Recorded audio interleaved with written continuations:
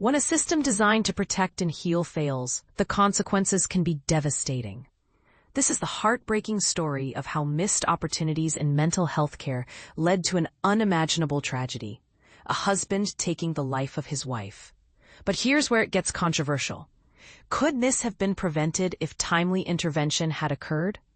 And this is the part most people miss. What happens when bureaucracy delays treatment for those who need it most? In February of this year, Samir Rasuli, a 58-year-old man originally from Afghanistan, tragically suffocated his 53-year-old wife, Brigitta, at their home in Slough, Berkshire. The couple had shared over 2 decades of marriage, but recent years were marred by escalating mental health struggles that culminated in a horrific act of violence. According to court proceedings, Rasuli called emergency services shortly after committing the crime, calmly telling the operator, "I have just killed my wife." When asked why, he simply responded, "It's a long story." Rasuli was later spared a prison sentence due to his diminished responsibility plea. Instead, he received a hospital order following a manslaughter conviction on July 30th. While some may agree with the judicial decision to prioritize treatment over punishment, others might argue whether justice has truly been served for Brigitta and her loved ones. What are your thoughts on this approach? Would you feel differently if someone close to you were involved? The roots of this tragedy run deep. Back in 2015, the NHS diagnosed Rasuli with a delusional disorder containing psychotic elements. His condition remained stable for several years as he adhered strictly to prescribed antipsychotic medications. However, things began spiraling out of control in 2022 when Brigitta was diagnosed with breast cancer. Her illness seemed to trigger a resurgence of Rasuli's paranoia, leading him to believe increasingly irrational scenarios about her fidelity and intentions toward him. By September 2023, Rasuli reached out to the NHS again, seeking help for what he believed were worsening symptoms. Unfortunately, the assessment concluded that his delusions had not returned. This finding contradicted a subsequent evaluation by a private psychiatrist who confirmed that Rasuli indeed required further medical attention.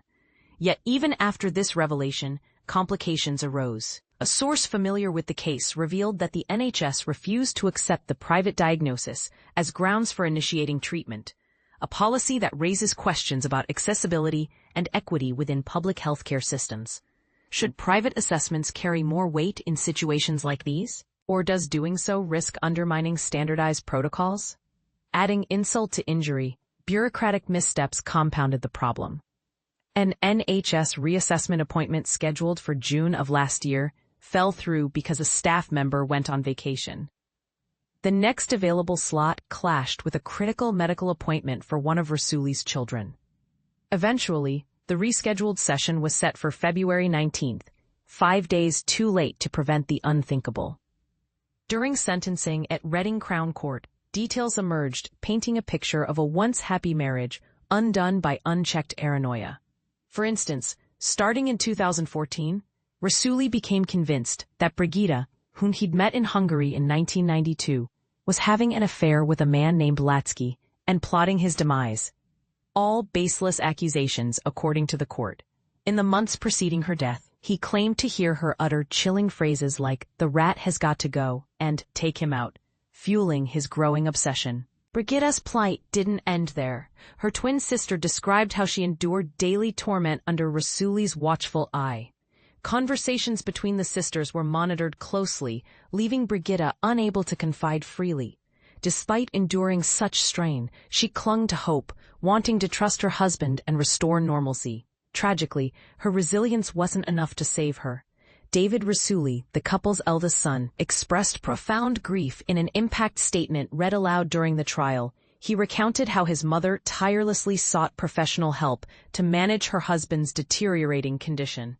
Reflecting on the situation, he said, "No one meeting my dad casually would suspect the battle raging inside him. I never imagined we'd face something like this." Detective Chief Inspector Laura Korskadin of Thames Valley Police echoed the sentiment, acknowledging the profound emotional toll this incident has taken on everyone connected to the family. She emphasized that no legal outcome could fully alleviate the pain or offer closure. Finally, while an NHS spokesperson extended condolences to those affected, They refrained from commenting further until the coroner reaches a final determination. Still, the lingering question remains. How do we ensure that similar tragedies don't happen again? Is our current system equipped to handle cases involving complex mental health needs effectively? Share your perspective in the comments below. Are there changes you think should be made?